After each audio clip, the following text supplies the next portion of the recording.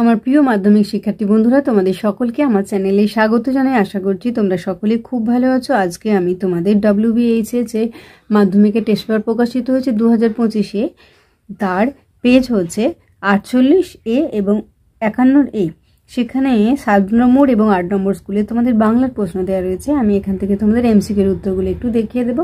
ইতিমধ্যেই যারা চ্যানেলটিকে সাবস্ক্রাইব করে নিয়েছো তাদের সকলকে অসংখ্য ধন্যবাদ জানাই। আর যারা নতুন দেখছো তারাও চ্যানেলটিকে সাবস্ক্রাইব করে নিয়ে সাথে থেকো। চলো তাহলে শুরু করছি। একের সঠিক উত্তরটি নির্বাচন করে 1.1। ছেলেরা খুব খুশি হলো। ছেলেদের খুশি হওয়ার কারণ কি? গয়েরটা তাদের নতুন জামা। 1.2 বিরাগীর চোখ থেকে ঝরে পড়েছিল ঘয়টা জ্যোৎস্না। 1.3 যে ট্রেনটি নদের চাঁদকে পিষে দিয়েছিল সেটি হলো ঘয়ে 7 নম্বর ডাউন প্যাসেঞ্জার। 1.4 তারপর যুদ্ধ এলো, এটা হবে ঘয়টা রক্তের এক আগ্নেয় পাহাড়ের মতো। 1.5 অম্বুরাশি সুতা কাকে বলা হয়েছে? ঘয়টা লক্ষ্মীকে। 1.6 সেই হোক তোমার সভ্যতার শেষ পূর্ণবাণী। সভ্যতার শেষ পূর্ণবাণী হলো ঘয়টা ক্ষমা করো। 1.7 অনেক ধরে ধরে টাইপরাইটারে লিখে গেছেন মাত্র একজন, তিনি হলেন ঘয়ের অন্নদাশঙ্কর। 1.8 কঙ্কাবতী ও ডমরুধরের লেখক হলেন কয়টা? তৈলক্যনাথ মুখোপাধ্যায়।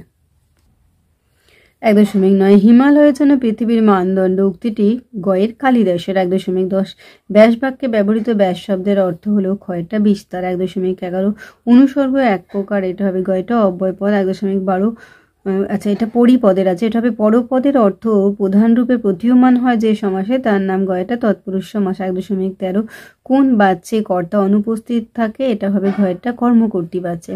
1.14 বাক্যের মূল উপাদান হলো গয়টা কর্তা, কর্ম ও ক্রিয়া। 1.15 কথাটা শুনে তপনের চোখ মার্বেল হয়ে গেল। নিম্নরেখ পদ হচ্ছে তপনের, এটা হয়ে যাচ্ছে গয়টা সম্বন্ধ পদ। 1.16 বাঙালি কবি সুনীল ভালো লেখেন। এই বাক্যের নিম্নরেখ অংশটি হলো, দেখো নিম্নরেখ অংশ হচ্ছে বাঙালি কবি সুনীল, এটা হবে ক্ষয়টা উদ্দেশ্যের সম্প্রসারক। 1.17 আমার দ্বারা চাঁদ দেখা হয়, এটি কোন বাক্যের উদাহরণ? এটা হবে ক্ষয়টা কর্মবাচ্যের। এবারে আমরা চলে এলাম 8 নম্বর স্কুলেতে, আর পেজ হচ্ছে A51 বা 51A।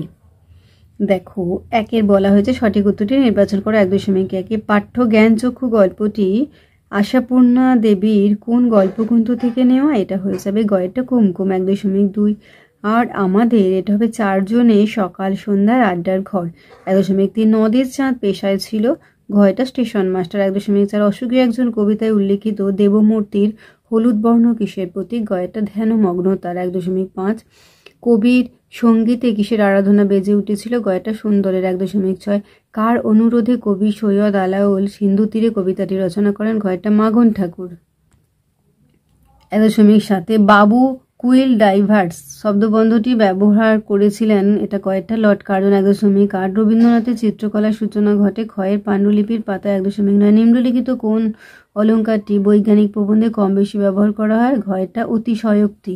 1.10 কর্মপ্রবচনীয় নামে পরিচিত, এটা হবে ঘয়টা অনুসর্গ। 1.11 সমাসের বিপরীত অর্থবোধক শব্দ হলো ক্ষয়টা বিভাজন। 1.13 সমস্ত পদ বহু বচনান্ত হয় যে সমাসে, সেটি হলো কয়টা? একশেষ দ্বন্দ্ব। 1.14 পরিবর্তনে অক্ষম বাচ্যটি হলো ক্ষয়টা কর্মকর্তী বাচ্য। 1.15 পুষ্পে পুষ্পে ভরা সাক্ষী নিম্নরেখ পদটির কারক হলো পুষ্পে পুষ্পে, এটা হয়ে যাবে কয়টা করণে বিপসা। 1.16 পূর্বপদ প্রাধান্য পায়, এটা হয়ে যাবে কয়টা অব্যয়ীভাব সমাসে। 1.17 সাপেক্ষ শব্দজোর ব্যবহৃত হয়, এটা হবে ঘয়টা জটিল বাক্যে। তাহলে আমার প্রিয় মাধ্যমিক শিক্ষার্থী বন্ধুরা, আজকে তোমাদের আমি WBHS যে টেস্ট পেপার প্রকাশিত হয়েছে 2025-এ তার 48 পাতায় এবং 51 পাতায় যে 7 নম্বর এবং 8 নম্বর স্কুল রয়েছে সেখানে তোমাদের বাংলার প্রশ্ন দেওয়া রয়েছে। আমি সেখান থেকে তোমাদের MCQর উত্তরগুলো দেখিয়েছিলাম। আশা করছি সকলেই বুঝতে পেরেছো।